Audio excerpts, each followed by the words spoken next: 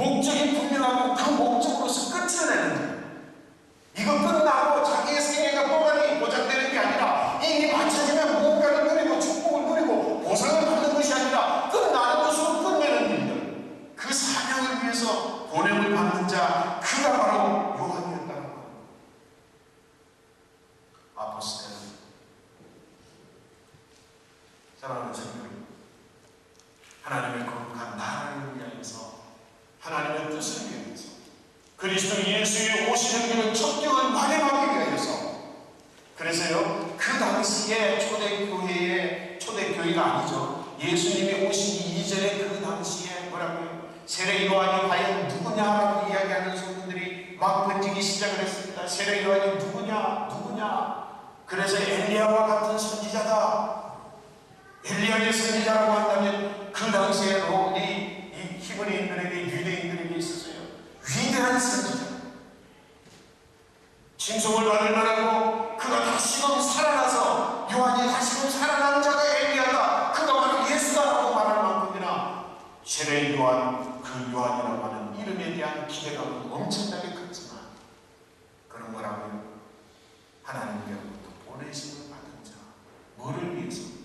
오직 첩경을 마련하는 것으로 끝나는 자신의 사명을 위하여서 보내심을 받은 자가 요한입니다.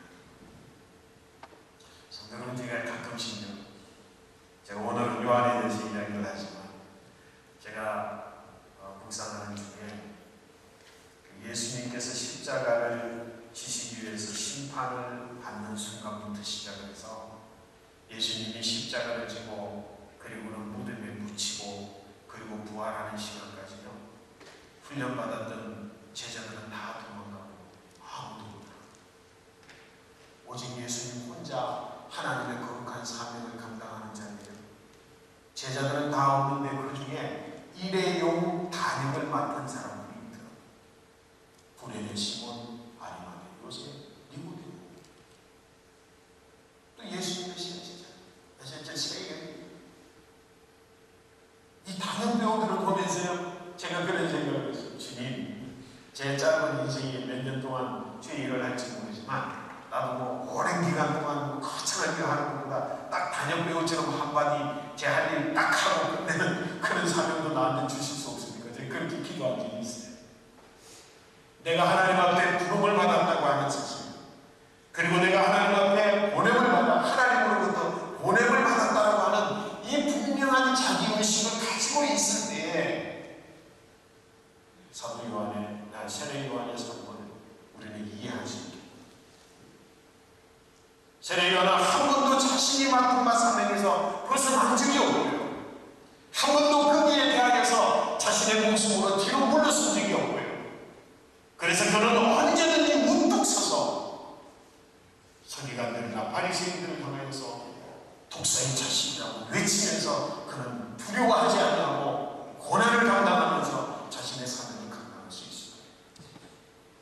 사랑하는 성도 여러분, 우리에게는 얼마나 보냄을 받은 자라고 하는 사명이 우리에게는 얼마나 있는지, 내가 부름을 받았다고 하는 사실, 내가 이 소망교회의 어떤 사람으로 부름을 받았다고 하는, 또 이것을 위하여 내가 보냄을 받았다고 하는 한 가지 사실에 대한 우리의 분명한 의식이 요한만큼, 아니 요한에게서 도전을 받는 만큼이라도 우리가 가질 수 있다고 한다면 역사를 바꿀 수 있을 줄 믿으시기 바랍니다.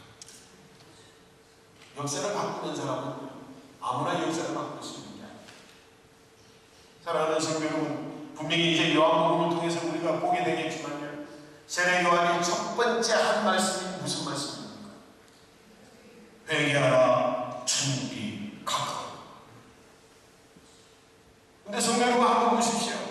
단순한 말로 회개하라, 천국이 가까웠느니라라고 하는 말은 사실은 히브리인들에게는요, 한 번도 들어보지 못한 두 단어. 뭐가? 회개, 천국. 이스라엘 백성들은 유대인들에게 있어서 회개라고 하는 단어, 그리고 천국이라고 하는 단어, 그 단어는요, 생소하고 처음 듣는 단어였어요. 구약 성경의 말씀에 천국에 대한 개념은 없습니다. 다시 말해서 죽어서 가는 나라, 죽지 않고 영생을 가지고 가는 나라,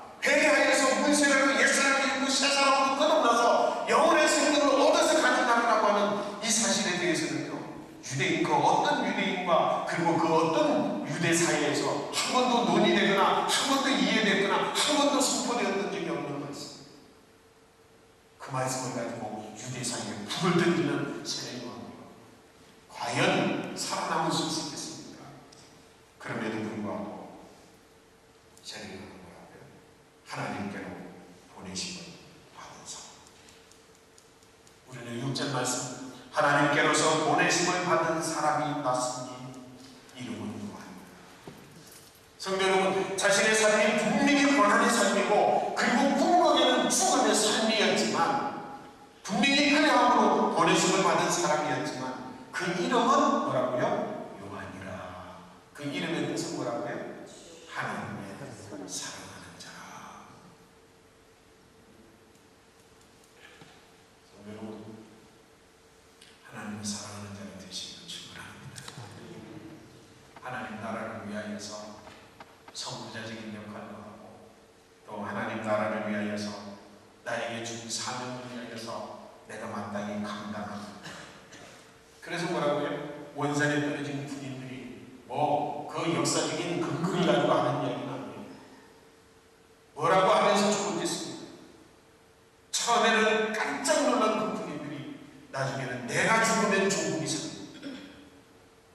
그래서 목숨을 바쳐서 그들이 마지막 총 한 발까지 아니 남아있는 당금 하나를 가지고 한 명이라도 더 싸워주고 죽어가 사망되어서 가는 그들 때문에 뭐라고 인천 상륙 작전은 성공했다는 거예요. 하나님의 나라의 땅에 떨어져 죽으면 30배, 60배, 100배의 결실을 맺을 것이라고 그렇게 말했습니다. 자, 이와 같은 이해를 가지고 우리 7절 말씀을 우리 다시 한번 읽어보실까요? 같이 읽습니다. 저가 증거하러 왔으니 곧 빛에 대하여 증거하고 모든 사람으로 자기를 위하여 믿게 하려 하리라. 이와 같은 사명감을 가지고 이와 같이 자신의 끝이 무엇인지를 알고 이 땅에 왔는데, 그 사명이 뭐라고요? 증거하는 삶이었어요. 증거하는 삶. 우리 2011년 표어가 뭔가요? 성령의 능력으로 새롭게 했는데요. 너희가 성령을 받으면, 성령이 너희에게 임하시면 너희가 뭘 받고? 권능을 받고, 능력을 받고. 성령의 권능으로, 성령의 능력으로 뭐가 된다고요? 예루살렘과 온 유대와 사마리아와 땅 끝까지 이르러 내 신이 것이다. 증거하는 삶을 살고 사랑하는 성도 여러분, 증거, 히브리서 11장 1절 말씀에 뭐라 그랬습니까? 믿음은 바라는 것들의 실상이요 보지 못하는 것들의 증언이라. 내가 보지 아니하였지만 본 사실과 같이 믿는 바, 그 믿는 바를 증언할 때에, 증거할 때에, 그것이 바로 믿음이라고 했습니다. 세례 요한은 뭐하러 왔다고요? 증거. 뭐에 대해서 증거? 빛에 대해서 증거. 근데 요한복음 조금 말씀해요. 오늘 말씀 이전에 뭐라고 하니까 빛이 세상에 왔음에 어둠이 빛을 뭐하지 못하더라? 깨닫지 못하더라고 성경 기록해두고 있어요. 그래서 분명히 빛이 세상에 왔지만 어둠이 빛을 깨닫지 못하느니라. 그래서 깨닫지 못하다는 의미가 뭔지를 말씀을 드렸습니다. 결국은 뭐라고요? 깨닫지 못하는 자들을 향하여서, 빛이 무엇인지 알지 못하는 자들을 향하여서 빛에 대해서 증거하는 거예요. 성도 여러분, 우리 소망교회는 앞으로 영적인 큰 은혜와 축복을 누리게 되시기를 간절히 축원합니다. 저와 여러분들이 그렇게 되기를 원합니다. 영적 세계에 대해서 눈이 떠지기를 소원하고요, 영적 세계에 대해서 은혜를 받기를 소원합니다. 근데 분명히 영적 세계에 대해서 경험이 없고, 그리고 빛에 대해서 알지 못하고 빛에 대해서 깨닫지 못하는 자들에 대하여서 그런 빛으로 증거하는 그 증거의 삶은 고난을 강제로 하기입니다.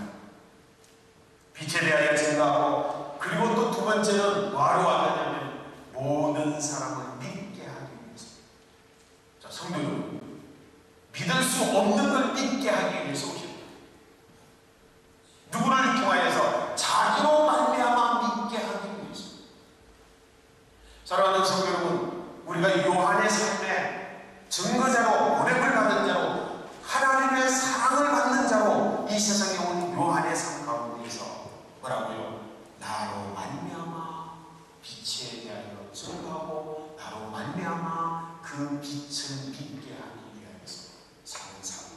삶이 세례 요한과 같은 삶이라고 하는 사실. 저와 여러분 살게 되시기를 축원합니다. 나로 말미암아 빛을 믿게 되는 은혜가 우리 자녀들에게서 나타나고, 나로 말미암아 빛이신 그리스도를 믿게 되는 역사가 우리 이웃에서 나타나기를 원합니다.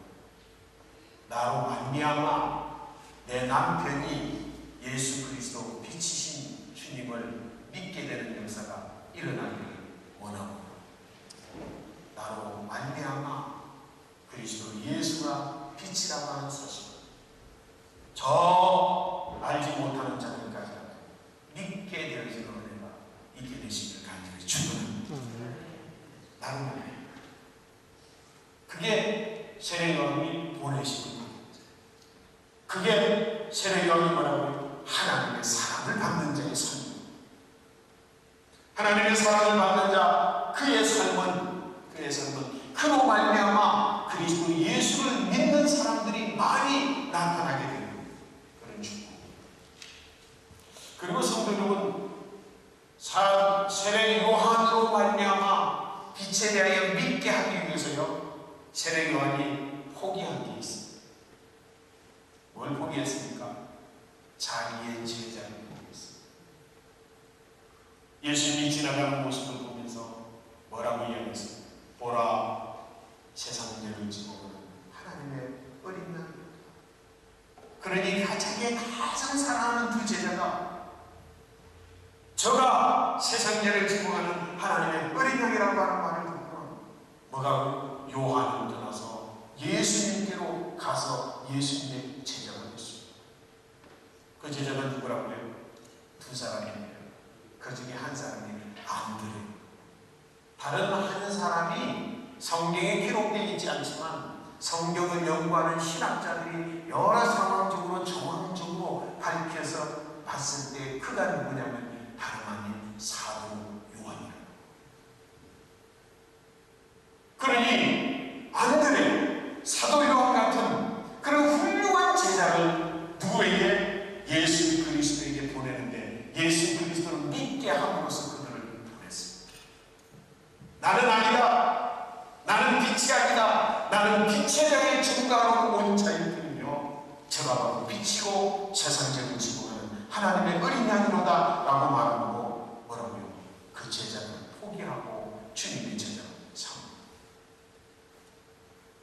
사랑하는 성도 여러분, 나에게 소중한 것은, 나에게 가장 귀하고 나에게 가장 중요하고 내가 포기할 수 없는 것까지라도 보냄을 받으신 자라고 하는, 보냄을 받은 사명자라고 하는 그 앞에서는 포기되어지는 줄 믿습니다.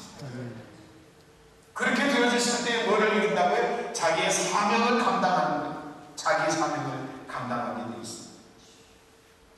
이와 같이 모든 사람으로 인하여, 모든 사람이 자기로 인하여서 빛을 믿게 하는 것, 그것이 바로 하나님의 거룩한 은혜인 줄 믿습니다. 그러므로 요한 자신이 다른 사람을 믿게 하기 위하여서 자신이 믿는 믿음의 첫 열매가 됐다는 거예요. 제가 모르는 사실 한 가지 말씀을 드렸는데 제가 말씀을 이미 드렸는지 모르겠습니다.